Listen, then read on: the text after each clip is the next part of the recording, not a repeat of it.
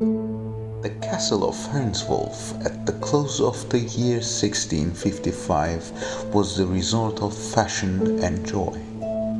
The Baron of that name was the most powerful nobleman in Germany and equally celebrated for the patriotic achievements of his sons and the beauty of his only daughter. The estate of Ainsworth, which was situated in the center of the Black Forest, had been given to one of his ancestors by the gratitude of the nation and descended with other hereditary possessions to the family of the present owner.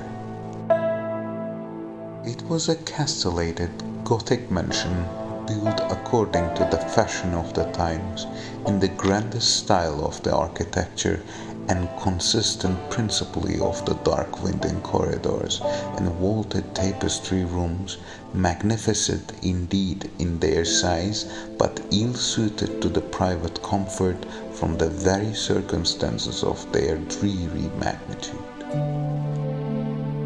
A dark grove of pine and mountain ash encompassed the castle on every side, and threw an aspect of gloom around the scene which was seldom enlivened by the cheering sunshine of heaven.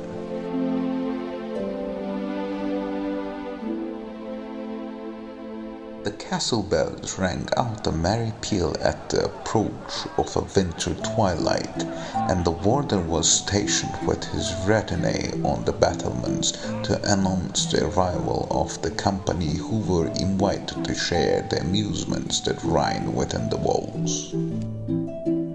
The Lady Clotilda, the Baron's only daughter, had but just attained her 17th year, and a brilliant assembly was invited to celebrate the birthday.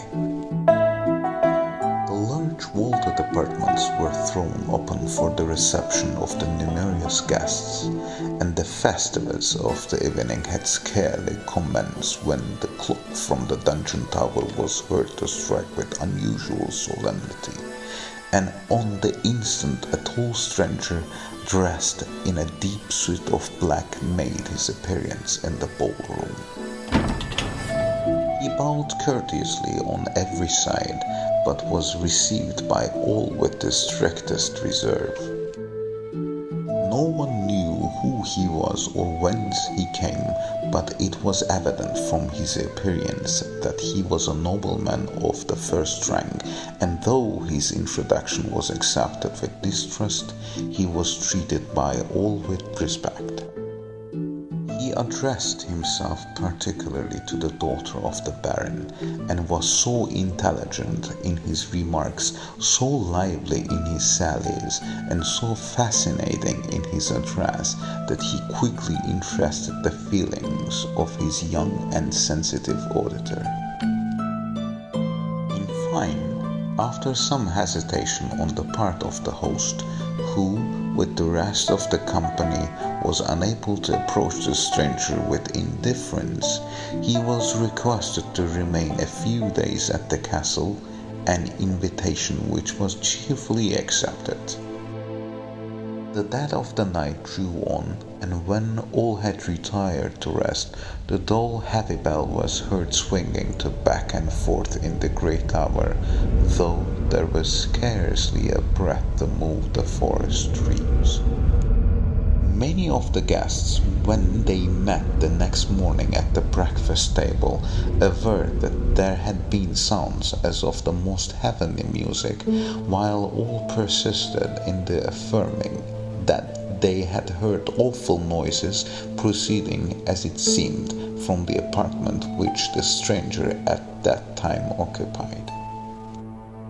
He soon, however, made his appearance at the breakfast circle, and when the circumstances of the preceding night were alluded to, a dark smile of unutterable meaning played round his saturnine features, and then relapsed into an expression of the deepest melancholy. He addressed his conversation principally to Clotilda, And when he talked of the different climes he had visited, of sunny regions of Italy where the very air breathes the fragrance of flowers and the summer breeze sighs over a length of sweeps, when he spoke to her of those delicious countries where the smile of the day sinks into the softer beauty of the night, and the loveliness of heaven is never for an instant obscured, he drew tears of regret from the bosom of his fair auditor, and for the first time she regretted that she was yet at home. Days rolled on, and every moment increased the fervor of the inexpressible sentiments with which the stranger had inspired her. He never discussed love, but he expressed it in his language, in his manner, in the insinuating tones of his voice, and in the slumbering softness of his smile. When he found that he had succeeded in inspiring her with favorable sentiments, a sneer of the most diabolical meaning appeared for an instant and then vanished from his dark-featured countenance. When he met her in the company of her parents, he was at once respectful and submissive, and it was only when alone with her, in her ramble through the darkness recesses of the forest, that he assumed the guise of the more impassionate admirer.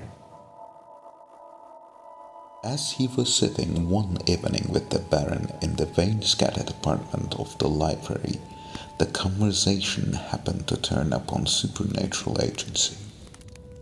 The stranger remained reserved and mysterious during the discussion, but when the Baron in a jocular manner denied the existence of spirits and satirically mocked their appearance, his eyes glowed with an unearthly lustre, and his form seemed to dilate to more than its natural dimensions. When the conversation had ceased, a fearful pause of a few seconds and a chorus of celestial harmony was heard pealing through the dark forest glade. All were entranced with delight, but the stranger was disturbed and gloomy. He looked at his noble host with compassion, and something like a tear swam in his dark eye. After the lapse of a few seconds, the music died gently in the distance, and all was hushed as before. The Baron soon after quitted the apartment, and was followed almost immediately by the stranger. He had not long been absent when an awful noise, as of a person in the agonies of death, was heard, and the Baron was discovered stretched dead along the corridors.